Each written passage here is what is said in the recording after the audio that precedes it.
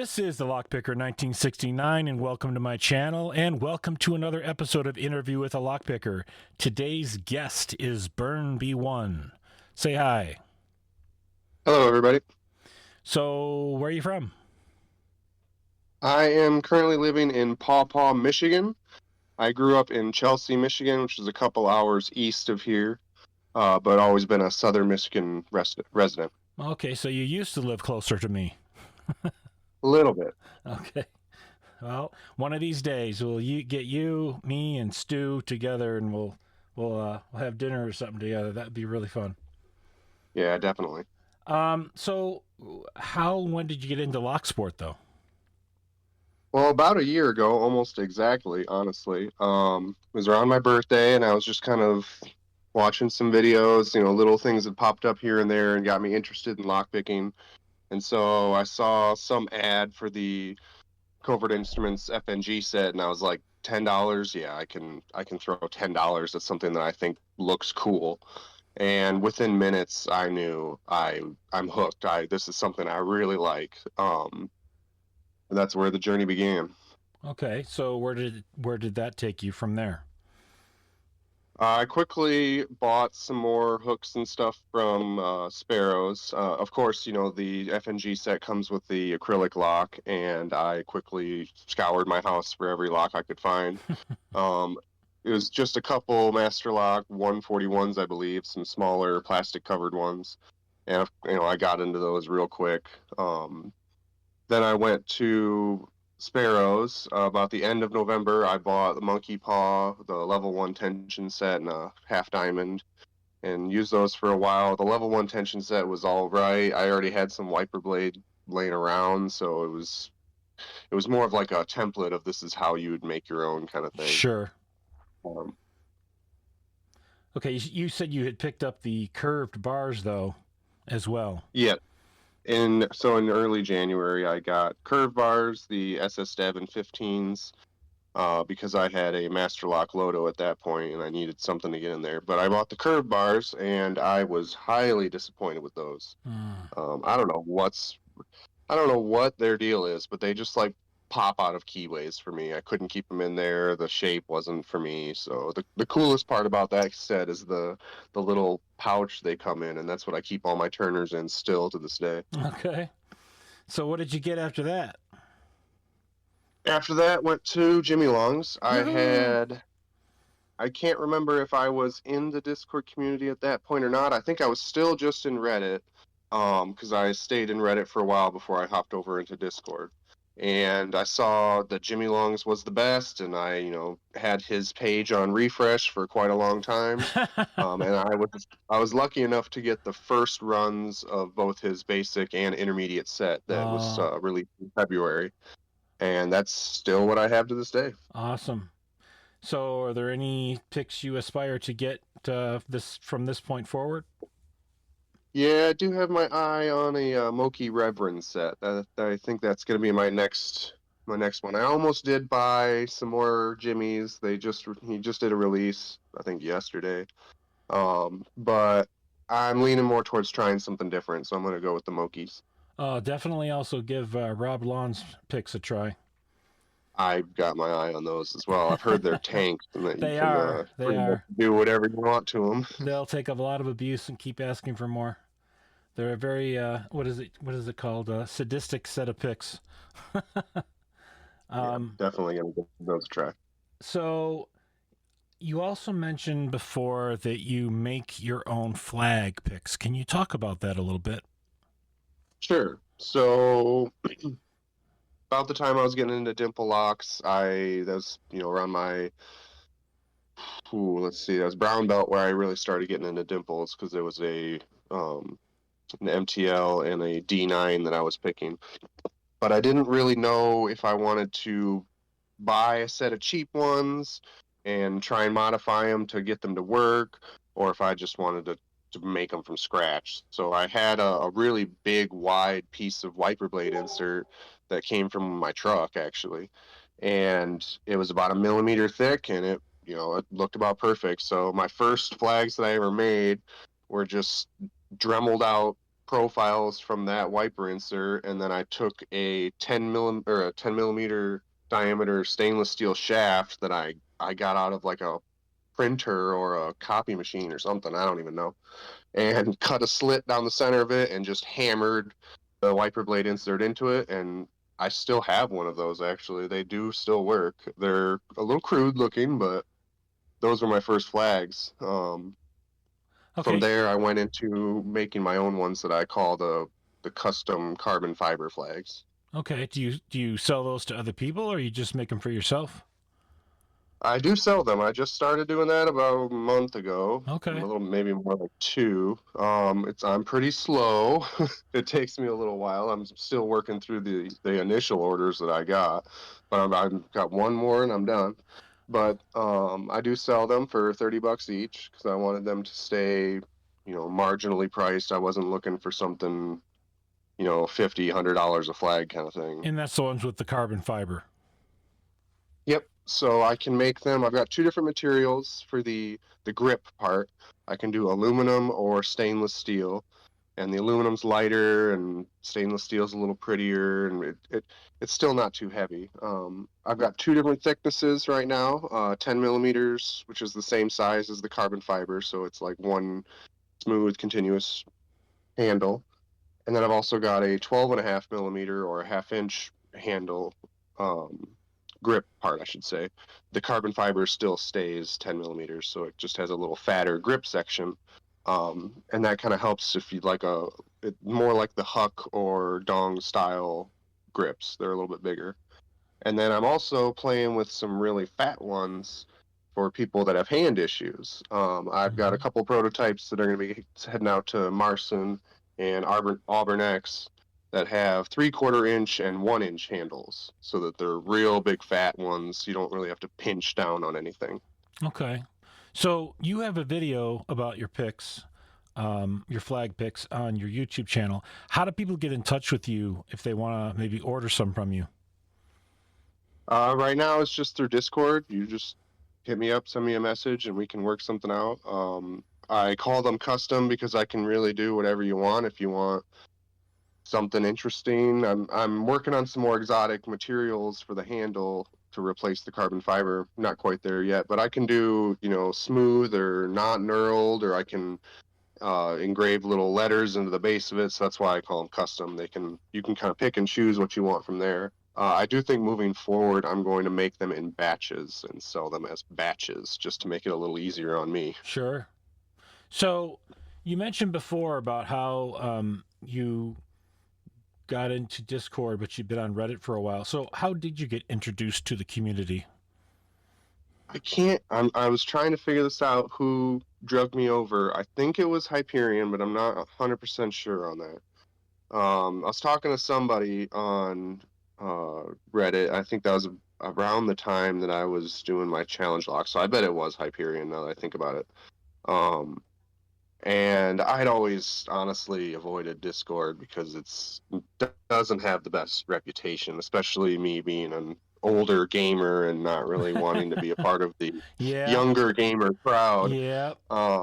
So Discord always to me was just this place that I would probably never ever venture into. But he told me, he's like, "No, man, it's cool. All Yeah. these people are cool." And I jumped over there, and I mean, it didn't take very long, and I became a regular on the lounge and posting memes. And before I knew it, I never even looked at Reddit anymore. Like I had enough memes in lounge. Gotcha. So along the way, you had to deal with some of the challenges that most of us face with learning lockpicking. What were some of the challenges you faced? Oh, finding locks in the beginning was probably one of the hardest parts. Finding the Discord was the solution for that, really. Mm-hmm. Of course, I was going through Amazon and buying stuff brand new, looking around on eBay, and we all know that, the bazaar on the Discord is the place to go to get locks. Yeah. Most of us don't need brand new locks, No. so it's the perfect place. I like to trade stuff too. I've traded quite a few of my flags for locks, so Okay. and everybody there is just awesome. It's weird to basically just blindly give somebody money and hoping that they're going to send you something, but it's so like if you do anything bad, you get kicked out real quick. So Yeah. everybody there is awesome, and there's no fear of getting ripped off. Yeah, they police things pretty well. So, Yeah. so along the way of actually learning to pick, though, what type of challenges did you face there? Oh, let's see. Finding the locks was definitely one of the big ones. Um,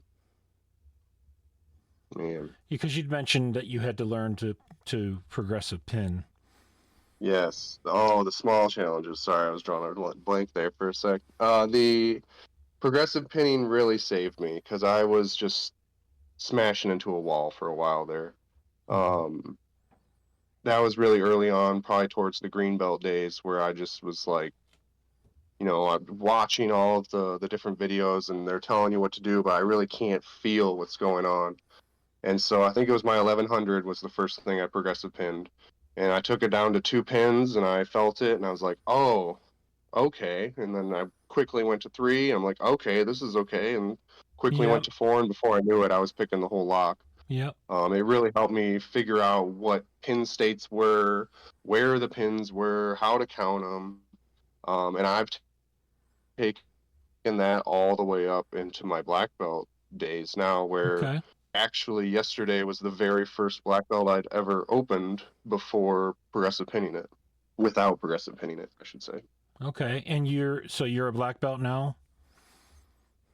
Yes. And what dan are you at? Still at first Dan. I got black belt. Let's see.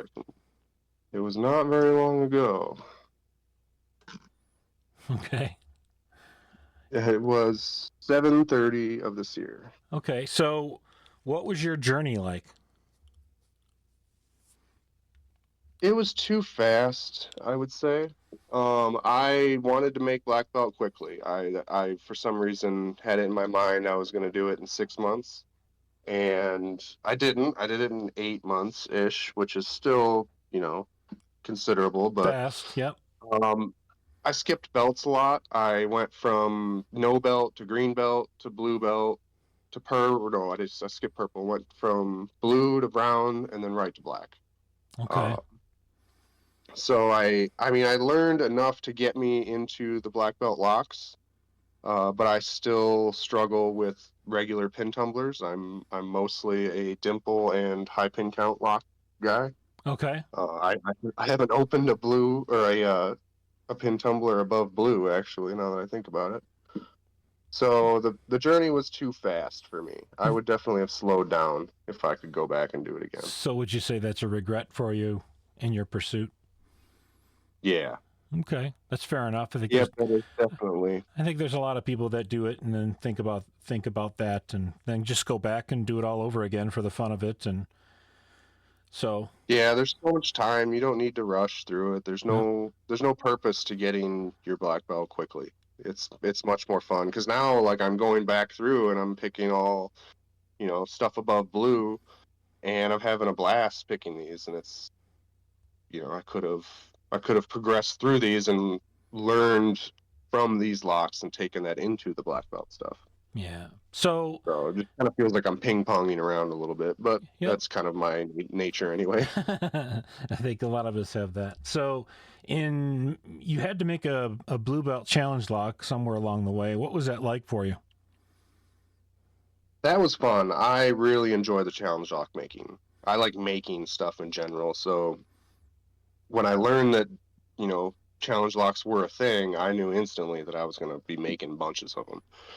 My first one, I kind of took the role of not going crazy. I knew that I didn't know a lot, so I just kind of, made some spools. I think one of the crazier parts in there was a drunken spool.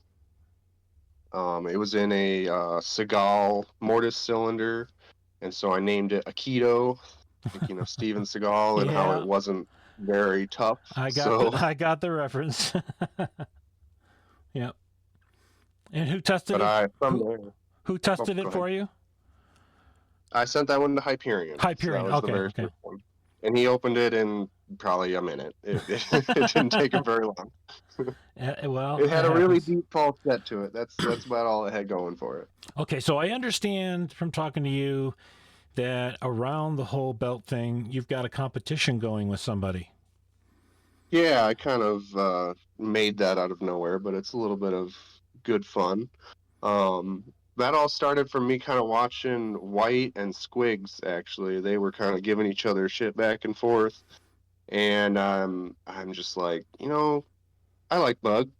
Let's mess with him. So he had gotten black belt soon after me, and of course he went right past me in the rankings.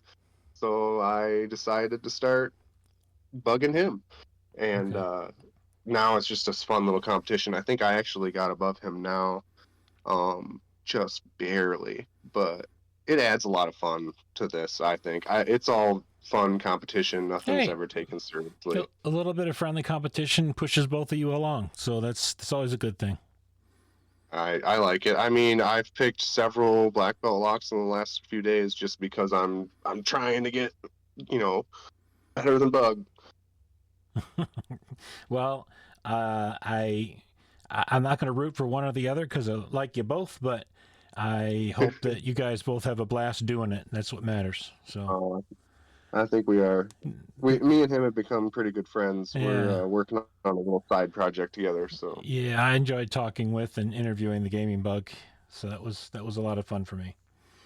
All right, yeah, I just found his channel. I didn't even know about him. yeah. So speaking of your channel, I would imagine the start of your channel was somewhere around being involved with doing your belt requirement videos for your belt, your pursuit of your belt. Um, but what do you see as the future of your YouTube channel? Well, I'm never gonna be a YouTuber per se. I mean, I like making the videos and posting them for the points and things like that. And I definitely want to do some more videos around my flags, basically just highlighting features and maybe a couple DIY videos here and there. But I'm not trying to be a YouTuber by any standard. Okay. Um, well, mostly it's just for the submission videos. But since I do the flags, I need to get some more up there, basically on how they work, how you can change Yeah. out the tips, Yep. things like that. Just stuff that I'm kind of lagging on getting posted. Look forward to seeing Been some of working on those. those black belt ones. Yep. Yep. So, do you have any thank yous you'd like to give to any other lock sporters out there? Oh, definitely. Hyperion, of course. I'm pretty sure he's the one that pulled me over here. White was also a really helpful person. I've gotten a lot of locks from him and traded for flags, and he's just been an awesome person. DNR, he's become a good friend. Um, Grinder's done a lot of help. So has all the other high level black belts, like Yabendi and Retap, Mm-hmm. and I mean, there's more than I could ever go on to explain. Sure. Everybody is always helpful, but that's some of the names I can think of off the top of my head. Okay. Fair enough. So, what do you do for a living? I'm an engineer. I design electrical connectors for automotive, and so mostly what I do is CAD work, Okay. So, which I enjoy it a lot.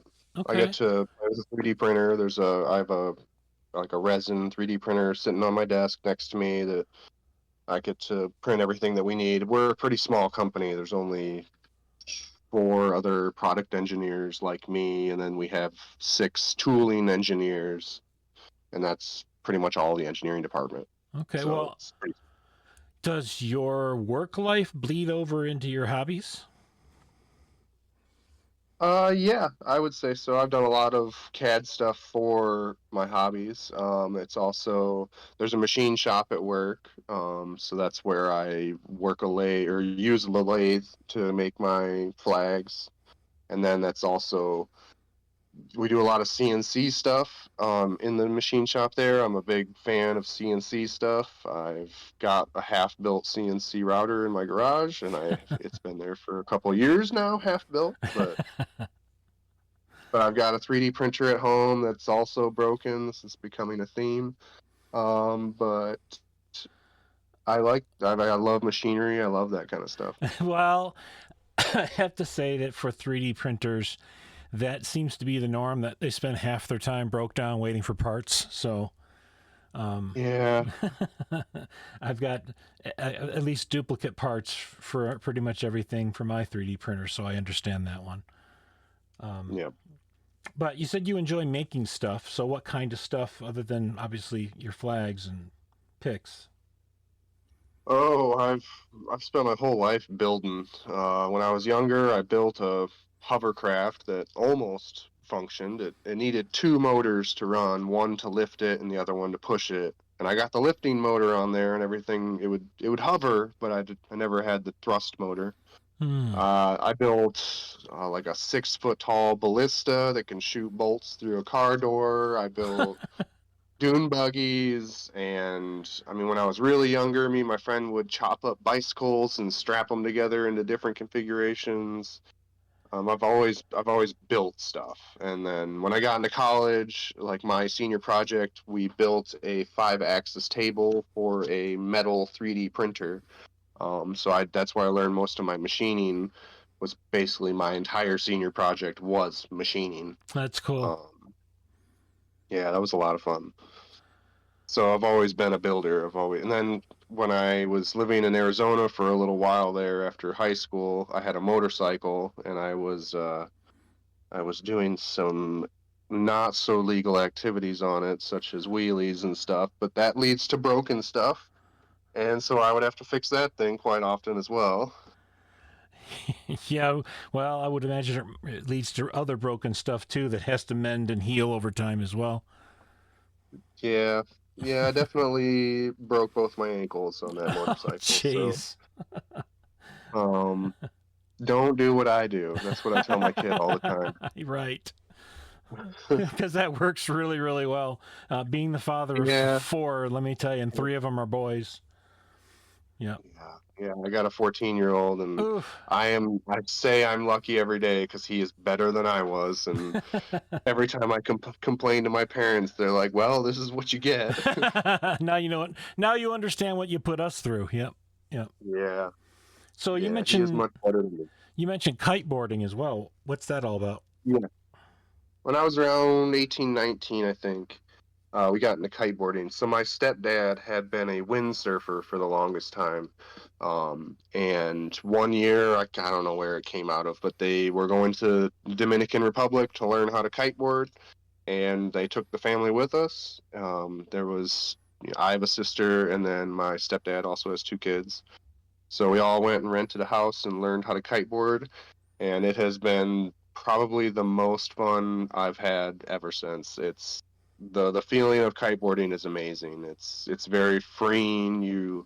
It's like wakeboarding, but you get to control the boat, and it doesn't wear you out. You're not super tired afterwards.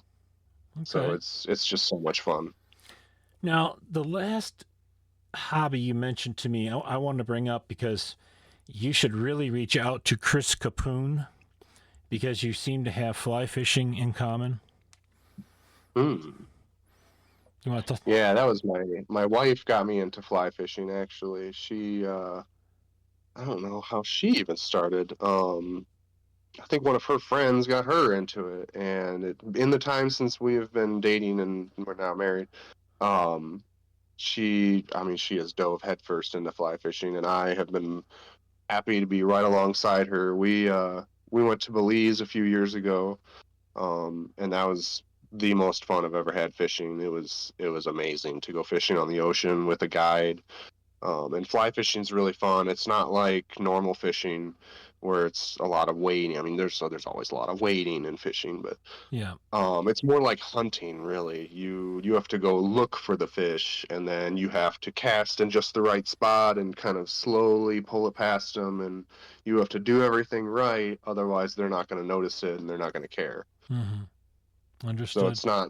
it's not a worm on a hook with a bobber. It's a lot more like it does feel more like hunting. You have to like kind of search for them, Okay.